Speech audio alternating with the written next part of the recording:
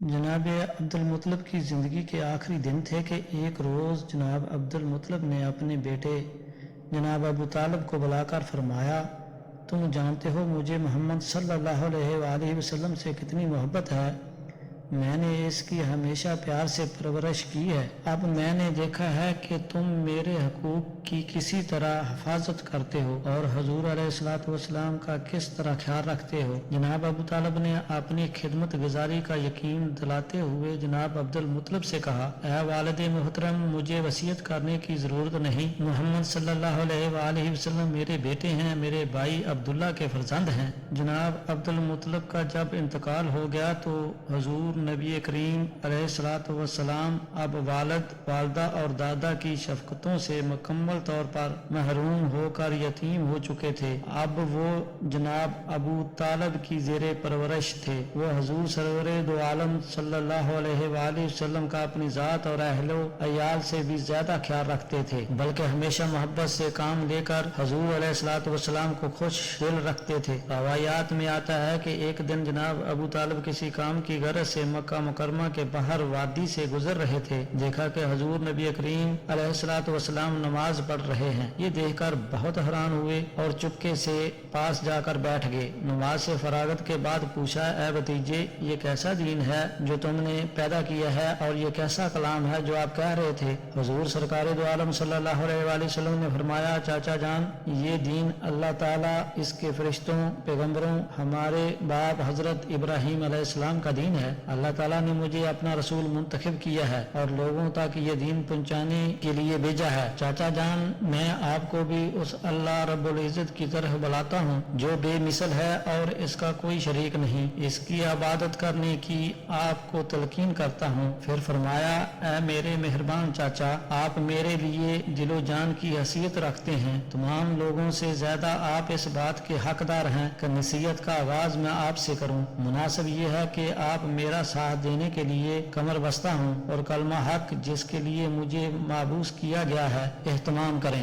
جناب ابو طالب نے جواب دیا، اے بھتیجے، آپ درست فرماتے ہیں، مگر میں اپنے آباء و اجداد کے دین کو ترک نہیں کر سکتا اور ملت عبد المطلب سے روگردانی کر کے آپ کی اتباع نہیں کر سکتا، لیکن آپ اپنا کام اطمینان سے کریں، جب تک میں زندہ ہوں کوئی دشمن آپ کو تکلیف نہیں پہنچا سکے گا اور نہ ہی کوئی حاسد جاہلیت کی حمایت میں آپ سے الجھ سکے گا۔ جب حضور نبی کریم علیہ السلام نے اللہ تعالیٰ کے حکم کے مطابق دین اسلام کی علانیہ تبلیغ شروع کر دی تو کفار مکہ کو اس پر سخت تشویش ہوئی، وہ فکر مند ہو گئے اور آپ صلی اللہ علیہ وآلہ وسلم کی دشمنی میں متحد ہو کر آئندہ کے لاہ عمل تیار کرنا شروع کر دیا۔ جب قریش مکہ نے یہ دیکھا کہ نبی کریم علیہ السلام ان کے باطل معبودوں کی سرعام مذمت کرتے ہیں تو وہ ایک وفد کی صورت میں حضور صلی اللہ علیہ وآلہ وسلم کے چاچا ابو طالب کے پاس آئے تاکہ ان سے شکایت کر کے حضور علیہ السلام کو اس معاملے سے باز رہیں۔ انہوں نے ابو طالب سے کہا، ابو طالب، آپ کا بھتیجا ہمارے معبودوں کو گالیاں دیتا ہے، ہم میں سے نقص نکالتا ہے اور ہمارے آباء و اجداد اور بزرگوں کو گمراہ کہتا ہے۔ ہم اس لیے آپ کے پاس آئے ہیں کہ اب یہ معاملہ بہت آگے بڑھ چکا ہے، اس لیے یا تو اپنے بھتیجے کو ان باتوں سے منع کریں یا پھر ہمارے اور اس کے درمیان دخل نہ دیں، ہم خود یہ سٹ لیں گے۔ ابو طالب نے سکون کے ساتھ قریش مکہ کی باتیں سنی، انہیں تسلی بخش جواب دے کر رخصت کر دیا۔ حضور علیہ السلام اپنی اس حالت پر قائم اور اللہ کے دین حق کی طرف لوگوں کو بلاتے رہے، چنانچہ آپ کے اور کافروں کے درمیان تعلقات پہلے سے بھی زیادہ کشیدہ ہو گئے۔ کفار مکہ ہر وقت اسی سوچ و بچار میں رہتے کہ کس طرح حضور علیہ السلام کو اسلام کی تبلیغ کرنے سے باز رکھا جائے۔ وہ ایک دوسرے کو آپ صلی اللہ علیہ وآلہ وسلم کے خلاف اکساتے رہے۔ آخر جب وہ بہت زیادہ تنگ آ گئے اور انہوں نے محسوس کیا کہ اسلام کی تبلیغ کے اثرات پھیلتے جا رہے ہیں تو انہیں سخت تشویش ہوئی اور وہ دوبارہ ابو طالب کے پاس وفد کی صورت میں آئے اور انتہائی غصیلے انداز میں شکایت کرنے لگے۔ انہوں نے کہا، اے ابو طالب، آپ ہم میں حسب و نسب اور عمر کے لحاظ سے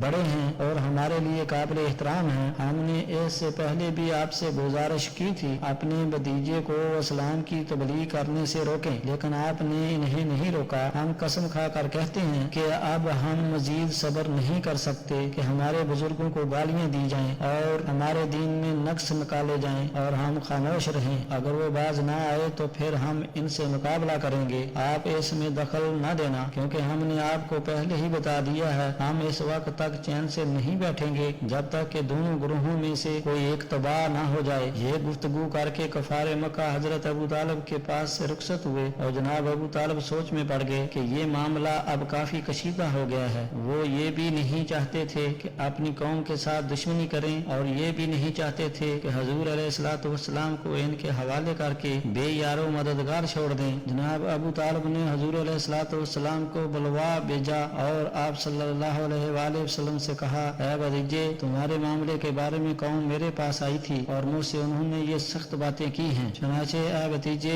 मुझ पर भी रहम करो और अपने आप पर भी रहम करो और मुझ पर इतना वजन न डालो जिसे मैं बर्दाश्त नहीं कर सकूं। हजूर अलैहिस्सलाम खामोशी से अपने चाचा जनाब अबू तालिब की बातें सुन रहे थे। रावी कहते हैं कि आप सल्लल्लाहु अलैहि वसल्लम के कल्ब मुबारक में यह ख्याल गुजरा कि चाचा भी इस मामले में मेरी इमदाद से हाथ खींच लेंगे और मुझे इनके हवाले कर देंगे। गोया इनसे भी मददो हमायत की तवक्का न रखनी चाहिए। जब चाचा ने अपनी बात खत्म की तो आप अलैहिस्सलाम ने फरमाया, ऐ चाचा जान, अल्लाह की इज्जत की कसम, अगर वो मेरे दाएं हाथ पर सूरज और बाएं हाथ पर चांद भी रख दें और शर्त ये हो कि मैं इस मामले को तर्क कर दूं तो भी मैं उसे तर्क नहीं करूंगा यहाँ तक कि अल्लाह ताला खुद इसे गलबा अता करे या मैं मर जाऊं। रावी यहाँ बयान करते हैं कि इसके बाद आप अलैहिस्सलाम की मुबारक चश्म पाक से आंसू निकल आए और आप सल्लल्लाहु अलैहि वसल्लम शिद्दत जज्बात से उठ खड़े हुए और चल दिए। जनाब अबू तालिब ने अपने भतीजे की प्यारी आंखों में आंसू देखे तो बर्दाश्त न कर सके और पुकारा, है भतीजे इधर आओ। हजूर अलैहिस्सलाम अपने चचा के बुलाने पर वापस हुए। जब करीब आए जनाब अबू तालिब ने कहा, है भतीजे